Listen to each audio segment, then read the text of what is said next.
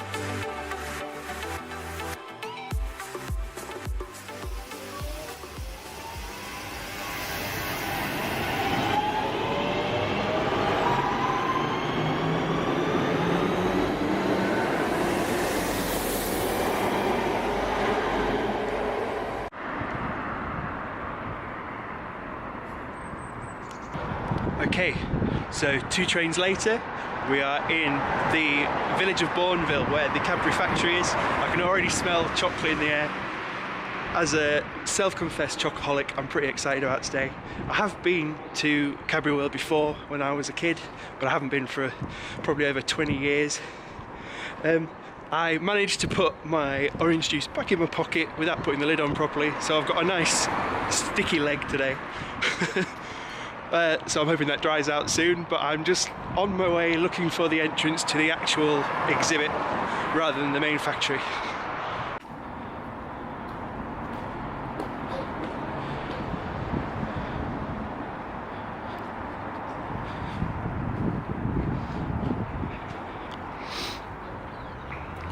So I actually live in York, which is also a chocolate city, a bit like Birmingham, in that we have the Joseph Rowntree factory, which is now owned by Nestle.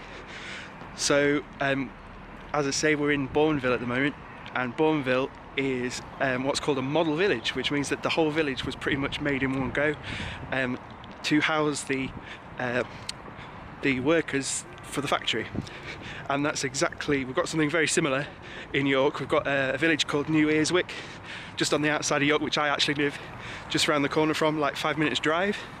And again, the whole village was built just for housing the workers for the factory and their families. Because Joseph Rowntree and the Cadbury families, they were both Quaker families that really believed in making sure that their workforce was comfortable and well looked after, really good wages for both of the factories. So that's why they've got lovely places like this village green.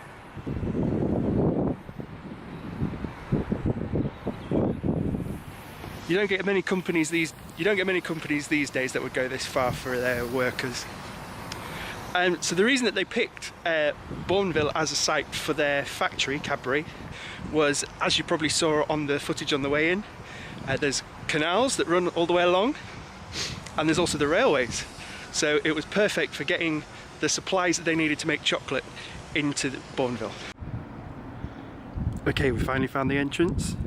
I've actually turned up early so I can pop to the cafe and maybe get some lunch. Okay, so we're in Cadbury World Cafe. The menu is pretty much just your standard sort of canteen food, really, not great. I've gone for the sausage and mash and a fudge cupcake. I wouldn't normally go for sausage and mash in the canteen, but it says that the mashed potato has white chocolate in, so I had to give that a go, see what it's like. Let's give it a go.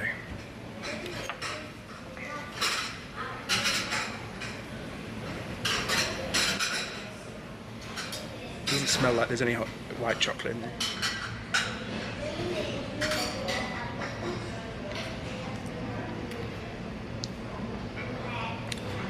It tastes a bit odd. It doesn't taste like there's any white chocolate in there. It tastes very savoury.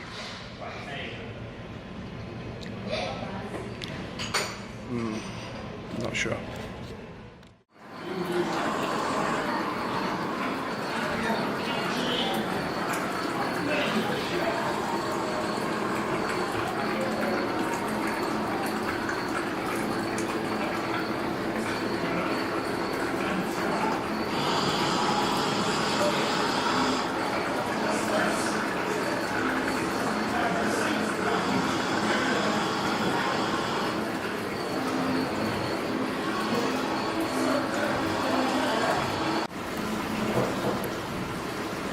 Typical history lesson.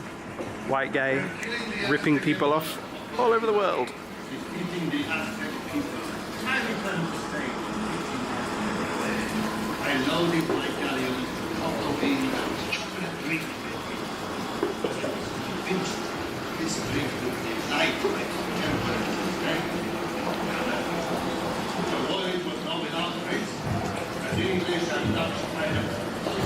Look, I found the treasure.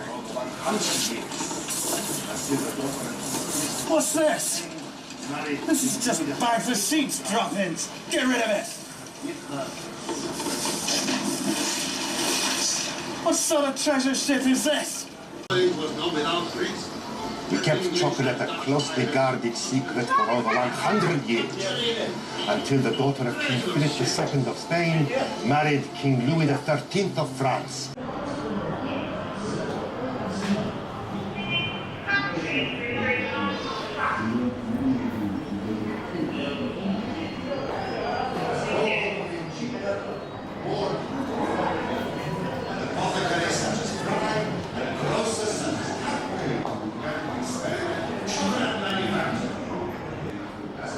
Birmingham was a fine place to live, with plenty of business opportunities. We soon made many friends, and my father became a prominent member of the local Quaker community. Because of our religious beliefs, Quakers were considered to be nonconformists.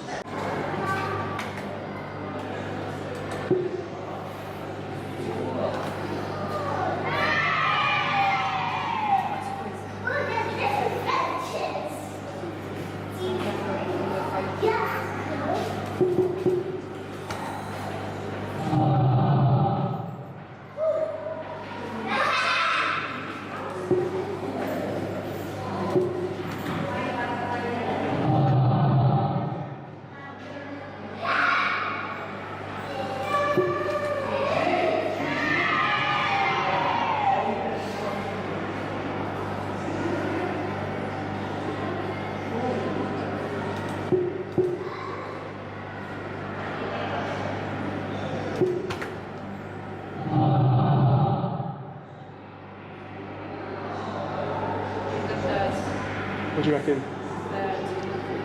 That one. Well done.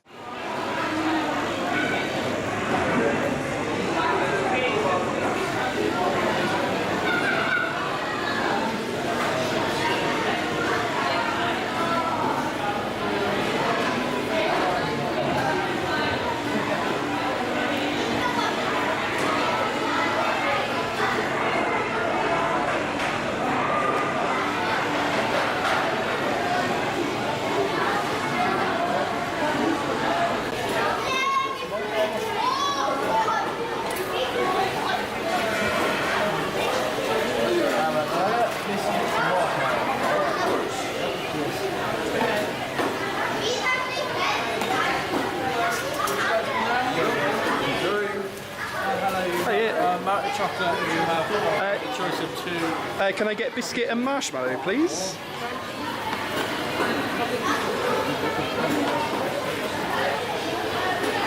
Brilliant, thank you.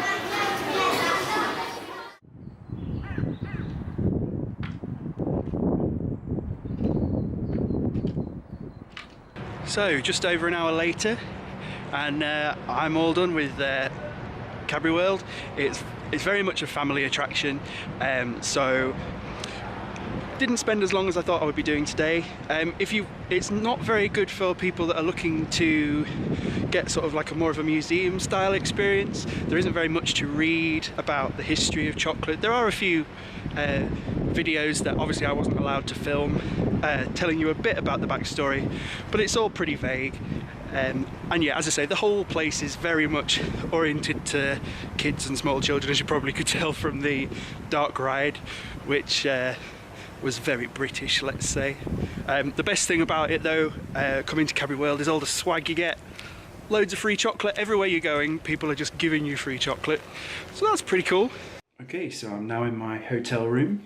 I didn't really get up to very much after Cadbury World, just went and had a look at some of the shops and then have chilled here for a little bit.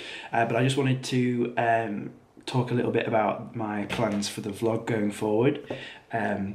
It's called Travelsick Tim, basically because I suffer really badly from travel sickness. Whenever I'm got some free time, it's pretty much all spent here in the UK, touring seaside attractions and things like that, which I really enjoy. Coming to on city breaks, a bit like today as well. So that's what the majority of our vlog is going to be. The other side of the blog is going to be reviewing theme parks. You see, 2 years ago in 2016, me and my partner went to Disneyland Paris with her family. Before then, I hadn't thought about theme parks or roller coasters or things like that for a really long time, like over a decade, because being travel sick, it means that motion sickness means I can't go on a lot of roller coasters and things like that. But then going to Disneyland was amazing, and I have been before, but a million years ago, so it was completely fresh for me to go again. And it reminded me like how much stuff that Disney can pack into a theme park that isn't just rides that are going to make you feel motion sickness. And as much as I had an amazing time over in Disneyland Paris, over here in England, the majority of theme parks are just rides that spin round or massive roller coasters with big loops in and things like that. There's whole theme parks which I can't go on any rides. So what I've decided to do for this vlog is we're going to review theme parks in the UK from the perspective of someone with motion sickness, and decide whether or not there is enough stuff at each park for someone with motion sickness to bother even going to. I was looking at when rides had opened at Alton Towers, which is the biggest theme park in Britain, and I remember that the last time I went to Alton Towers was when Oblivion was the new ride, and that opened 20 years ago this year. So I have not been to Alton Towers for 20 years, which is crazy. The last time I did actually go to a theme park was on either my 14th or 15th birthday. I went to Pleasure Island in Cleethorpes, which is just a 5-minute drive from where I grew up. So we went there, all the way there my mum was telling me, do not go on any rides that spin round or you will be sick, and you know you will. Don't let your friends force you on. And the very first ride I went on, I think it was called the Falcon, it just spun round and round and round and round and round, and I just felt ill immediately, and so my birthday was spent feeling sick.